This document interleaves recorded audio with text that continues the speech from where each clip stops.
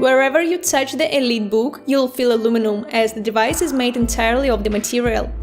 This keeps it lightweight and durable, as it weighs only 1.76 kilograms and has a profile of 19.2 millimeters, which is great considering the large 16-inch display on the front. The laptop feels even thinner thanks to the rounded edges and corners.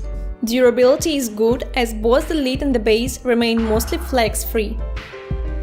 Opening the laptop reveals the base with all its goodies. There is a fingerprint reader below the numpad, which is a must-have for any self-respecting office laptop of this size.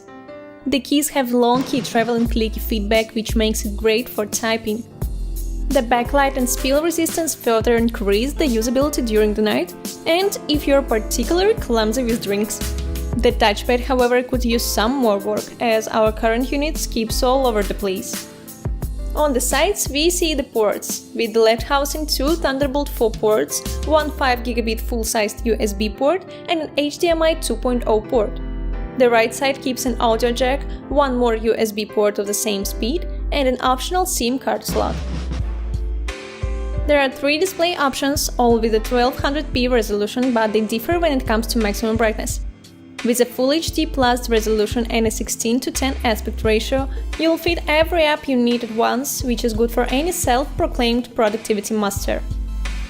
The 16-inch panel reaches 509 nits of brightness, which is fantastic, while a high contrast ratio of 17:42:1 means deep blacks, which will make looking at text and tables easier on your eyes.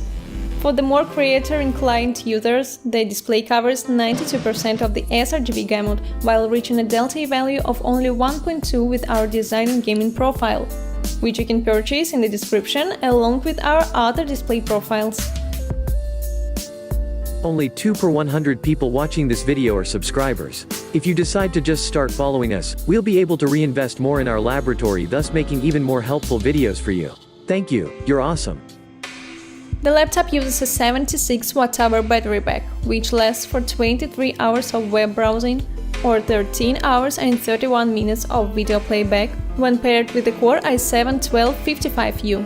While these tests are conducted without any other apps opened, we think that the laptop will endure a whole day of work with no problems.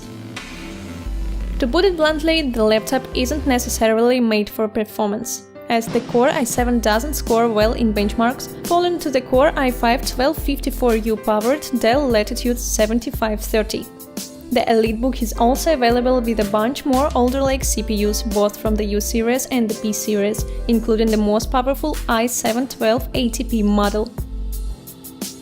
Looking at the cooling and stress test results, and you'll clearly see why the gap in performance exists.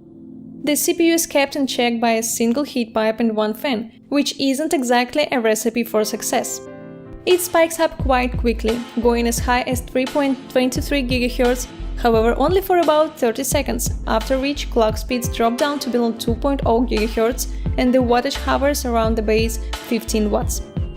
However, if you don't use the laptop for long heavy loads like video editing, chances are that you won't notice that. In terms of comfort, the EliteBook does perfectly, as the base temperature doesn't go over 38 degrees Celsius, while the single fan can't get loud enough even if it wants to.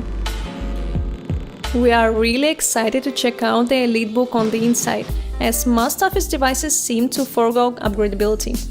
However, here we have 2 SATA slots that fit DDR5 memory. You can equip up to 64 GB, which is nice. For storage, there is only one M.2 slot, which works with both Gen 3 and Gen 4 SSDs. For those of you who want to see how to take apart the EliteBook 860 G9, we have a special teardown video which we'll link in the upper right corner. While not the best performer for heavy loads, the HP EliteBook 860 G9 has a lot of other redeeming qualities, like the sturdy build, the good upgradability, and the fantastic screen, which will serve you well both at home and at the office. The battery is also large enough to last through the whole day, while noise levels and temperatures are comfortable even during the most torturous of benchmarks.